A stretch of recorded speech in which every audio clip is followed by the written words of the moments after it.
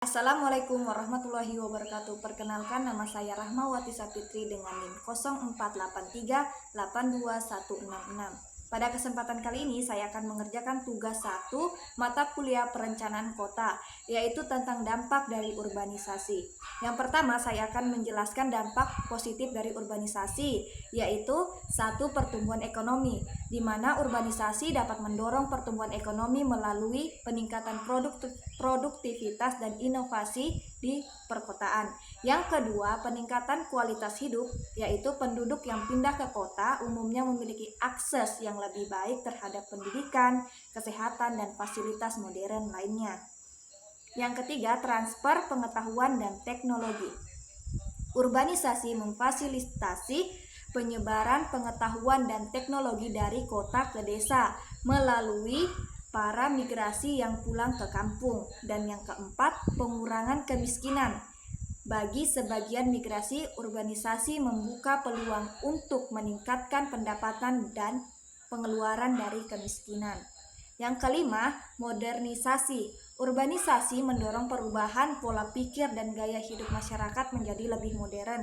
Dan yang terakhir, efisiensi penggunaan sumber daya, yaitu konsentrasi penduduk di kota memungkinkan pengguna sumber daya yang lebih efisien termasuk energi dan infrastruktur.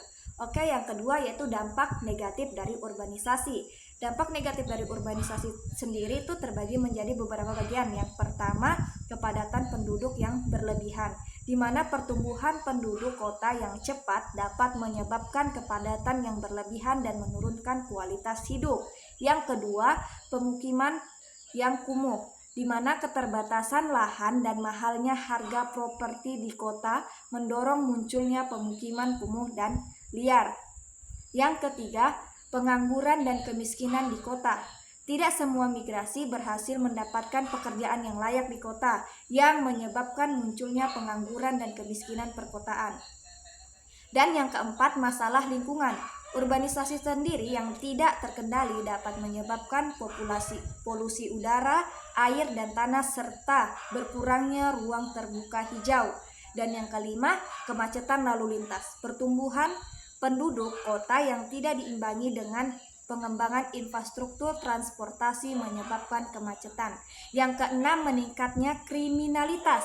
Kesenjangan ekonomi dan sosial di kota memicu meningkatnya angka kriminalitas. Yang ketujuh, hilangnya identitas budaya. Urbanisasi dapat menyebabkan lunturnya nilai-nilai tradisional dan kearifan lokal.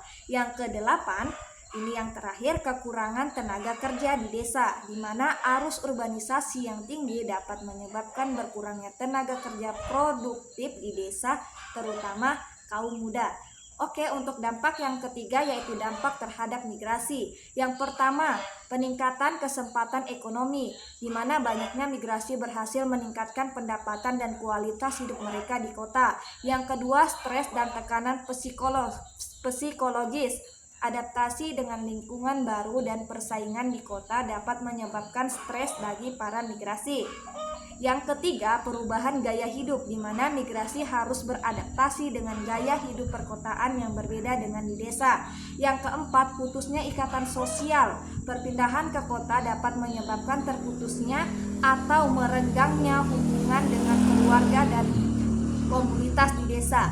Oke, dampak urbanisasi sangat kompleks dan bervariasi tergantung pada konteksnya masing-masing di daerah dan di negara. Pengelolaan urbanisasi yang baik diperlukan untuk memaksimalkan dampak positif dan meminimalkan dampak negatif. Tantangan utama dalam mengelola dampak urbanisasi adalah perencanaan kota yang memadai. Tanpa perencanaan yang baik, pertumbuhan kota menjadi tidak terkendali dan infrastruktur tidak mampu menampung jumlah penduduk yang terus meningkat. Manajemen sumber daya seperti air dan energi juga menjadi krusial karena kebutuhan akan sumber daya meningkat drastis. Ketimpangan sosial ekonomi juga dapat dipengaruhi karena urbanisasi. Dengan munculnya pemukiman kumuh dan kesenjangan antara penduduk kaya dan miskin. Yang terakhir, Ketahanan kota terhadap bencana alam dan perubahan iklim juga perlu diperhatikan karena kota-kota yang padat penduduk lebih rentan terhadap berbagai resiko. Mungkin itu saja yang bisa saya sampaikan pada tugas 1 kali ini. Terima kasih atas waktunya. Assalamualaikum warahmatullahi wabarakatuh.